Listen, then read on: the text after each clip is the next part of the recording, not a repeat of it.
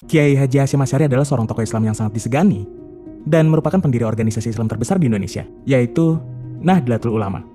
Di kalangan Nahdliyin dan ulama, Kiai dijuluki sebagai Hadratus Syekh, yang berarti Maha Guru.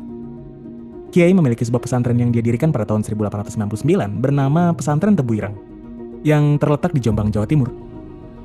Pada tahun 1942, Jepang berhasil mengusir Belanda dari Indonesia, tapi ternyata dijajah oleh Jepang gak lebih baik dari dijajah Belanda. Jepang melarang pengibaran bendera merah putih, melarang lagu Indonesia Raya, dan memaksa rakyat Indonesia untuk melakukan sekre.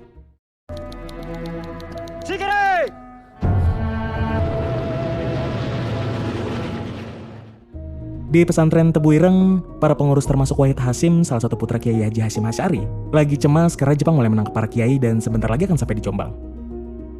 Di tengah pembicaraan itu muncul sosok anak kecil yang sedang berlarian, dan dia adalah Abdurrahman Wahid atau Gus Dur, anaknya Wahid Hasyim.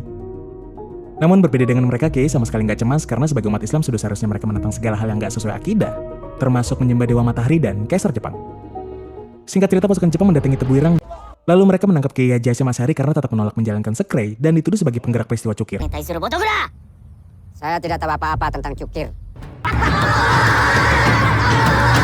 Kiai mengalah dan bersedia ditangkap setelah pasukan Jepang mengancam akan membakar dan membunuh santri-santrinya.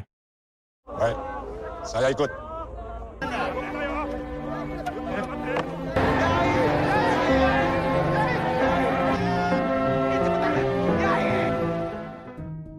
Setelah penangkapan Kiai, Wahid Hasyim lebih meningkatkan penjagaan di Tebu Ireng, dan dia juga mengungsikan Nyai Kapu, yaitu istrinya Kiai beserta keluarganya, untuk sementara waktu.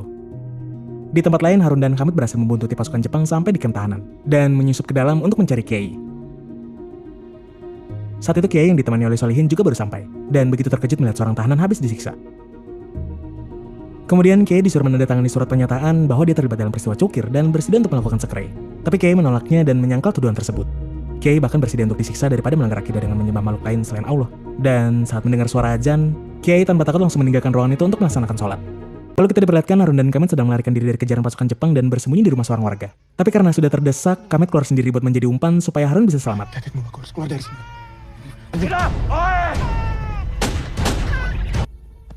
Setelah tertangkap, Kamit diinterogasi oleh tentara Jepang sambil disisihkan oleh Harun yang lagi bersembunyi. Dan begitu tahu Kamit adalah santri Tebu Ireng, tentara Jepang pun membunuhnya. Setelah itu Harun membawa jasad Kamit ke pesantren untuk dimakamkan.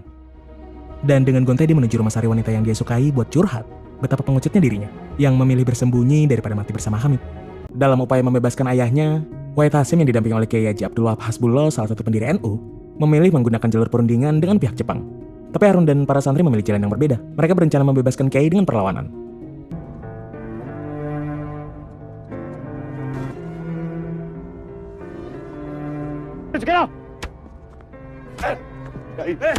Dan ketika Kiai dipaksa untuk melakukan sekre, para santri mendatangi camp tersebut dengan dipimpin oleh Harun. Mengetahui itu, pihak Jepang dengan sengaja menyiksa Kiai sampai jari tangannya patah dan menyiarkan suaranya kepada para santri. Karena terprovokasi, para santri hampir mendobrak pintu camp sebelum tentara Jepang membunuh sebagian dari mereka agar mau bubar. Nggak mau kejadian serupa terulang, Wahid memimpin para santri untuk melakukan aksi damai dengan menyenandungkan sholat Nabi di depan camp.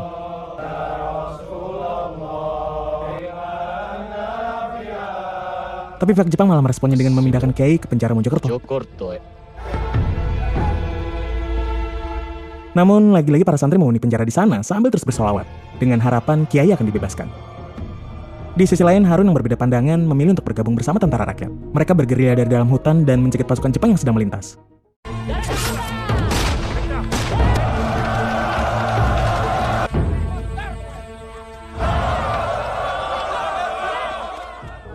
Lalu kita diperlihatkan Yusuf mendatangi Nyai Kapu yang lagi ngejar ciwi-ciwi di sana. Dia mengabarkan kalau Wahid dan Kiai Wahab sedang pergi ke Jakarta untuk menemui petinggi Jepang. Dan Nyai Kapu dengan sedih berdoa agar Kiai Haji Hasyim Asy'ari segera dibebaskan. Di Jakarta, Wahid dan Kiai Wahab diterima oleh Abdul Hamid Nobuharu Ono, seorang perwira Jepang yang beragama Islam, sekaligus menjadi utusan untuk mendekati para kiai. Ono berjanji akan membahas permintaan mereka dalam pertemuan dengan Seiko Shikikan. Sambil menunggu kabar dari Ono, Wahid dan Kiai Wahab membentuk Dewan Syuro dari organisasi NU se-Jawa yang tujuannya untuk membela para ulama yang telah ditangkap dan mempersiapkan kemerdekaan dengan berpura-pura bekerja sama dengan Jepang. Sesuai dengan janjinya, Ono menyampaikan permintaan pembebasan Kiai Haji Hasyim Asy'ari kepada Seiko Shikikan. Dan setelah mempertimbangkan pentingnya dukungan dari kalangan muslim, pihak Jepang pun memutuskan untuk membebaskan Kiai. Bebasnya Kiai disambut dengan sukacita oleh para santri yang sudah menunggunya. Kemudian Seiko Shikan mengumpulkan para kiai dan ulama untuk secara resmi meminta maaf atas nama pemerintahan militer Jepang dan berjanji nggak akan memaksa mereka untuk melakukan sekali lagi. Lalu seorang penerjemah di Kim Jepang bernama Hamza mendatangi Kiai karena merasa imannya masih lemah dan ingin meningkatkannya. Kiai pun memberinya wejangan tentang bagaimana dia harus mempelajari agama Islam. Lalu kita diperlihatkan sebuah pertemuan politik antara organisasi Masyumi dengan pihak Jepang di mana Jepang meminta hasil bumi dilipat gandakan. Dan oleh Kiai White disuruh untuk turutin aja dengan catatan jangan sampai ada penyelewengan di dalam prosesnya. Karena kalau ada unsur korupsinya, hal itu akan menjadi haram dan wajib ditolak. Untuk memuluskan rencana itu, Jepang menyuruh Masyumi agar menyelipkan propaganda tentang melipat gandakan hasil bumi di setiap khotbah sholat Jumat, supaya para petani lebih gampang nurut. Setelah permintaan Jepang itu terbit di majalah Suara Muslim Indonesia, Harun mendatangi Kiai karena merasa hal itu sangat membebani rakyat dan Masyumi terkesan berpihak pada Jepang. Tapi Kiai nggak menganggap anjuran itu untuk membantu pihak Jepang, melainkan lebih kepada pembesar-pembesar yang adil. Namun karena kebijakan itu mulai kerasa, sampai-sampai presiden padi di pesantren hampir kosong. Beras di lumbung pesantren itu kan udah tinggal sedikit, Mas. Harun pun memberanikan diri untuk memohon kepada Kiai, dan ternyata respon Harun membuat Kiai bersedih dan serba salah. Karena niatnya hanya ingin melindungi umat. Dan gak pakai lama mulai bermunculan kelompok yang memberontak karena kebijakan ini udah menyengsarakan rakyat, termasuk Harun yang secara spontan menggerakkan warga di pasar. Bukan hanya kita tidak usah nyetor hasil bumi kita.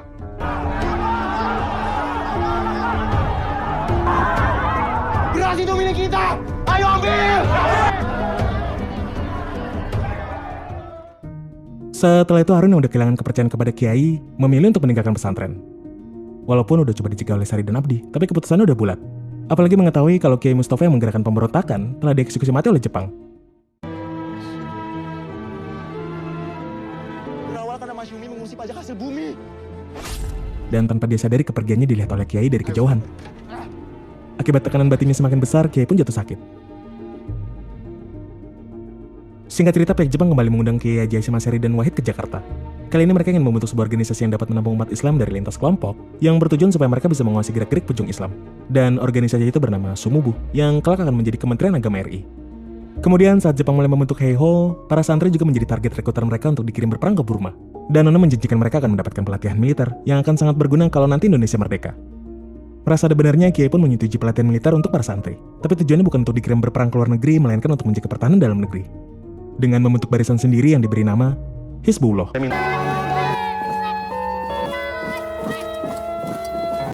Akhirnya, pada hari menyerahnya Jepang kepada sekutu, barisan Hizbullah justru menjadi ujung tombak para santri dalam menghancurkan pasukan Jepang.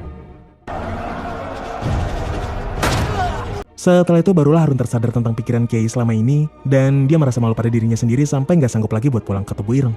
Namun kekalahan Jepang malah dimanfaatkan oleh Belanda untuk mencoba menjajah Indonesia lagi dengan dibantu Inggris. Kemudian Bung Karno mengirim utusan supaya menanyakan hukum membela tanah air, bukan agama ataupun Al-Quran.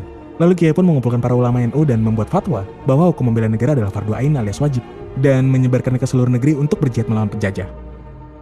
Setelah membaca seruan itu, Bung Tomo bersilaturahmi ke Tebu Ireng sebelum dia berpidato di Surabaya yang membakar semangat rakyat untuk melawan tentara Inggris dan kolonialisme. Hari ini, tentara Inggris telah menyebarkan pamflet-pamflet kepada rakyat jelata yang ada di Indonesia.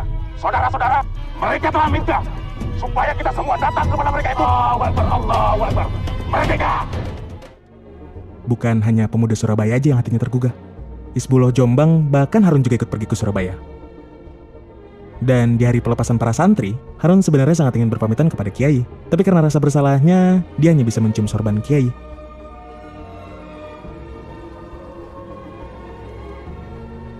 Dan sebelum berangkat, Sari menitipkan sebuah surat yang belum boleh dibuka saat itu.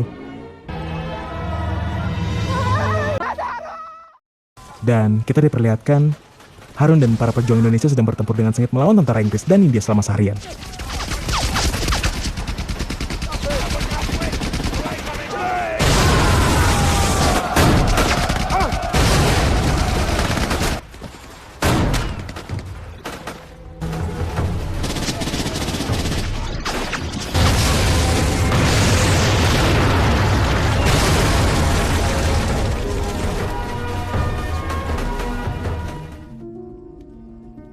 Kemudian pas mereka lagi istirahat, Harun membaca surat dari Sari dan betapa bahagianya dia.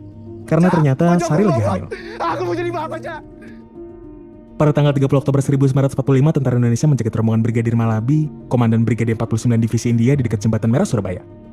Walaupun udah dijelaskan bahwa Presiden Soekarno telah sepakat untuk gencatan senjata, tapi para pejuang Indonesia tetap mendesak tentara sekutu untuk pergi dari Surabaya. Dan akhirnya kerusuhan pun pecah di sana. kita diperlihatkan Harun memanfaatkannya untuk membunuh Halabi. Tapi setelahnya dia juga harus tewas setelah digranat oleh tentara sekutu.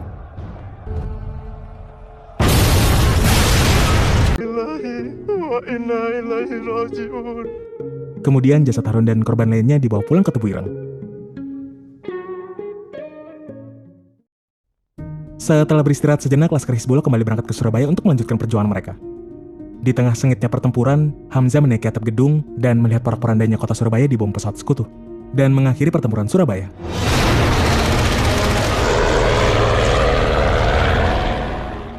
Singkat cerita, pada 21 Juli 1947, ketika Belanda mulai melancarkan agresi militer yang pertama, seorang utusan Jenderal Sudirman mendatangi Kiai untuk meminta bantuan seperti saat Bung Tomo datang. Tapi karena kondisinya memburuk, Kiai nggak bisa menanggapinya. Dan gak lama kemudian, Kiai Haji Hasyim Asy'ari meninggal dunia. Siapa Kiai?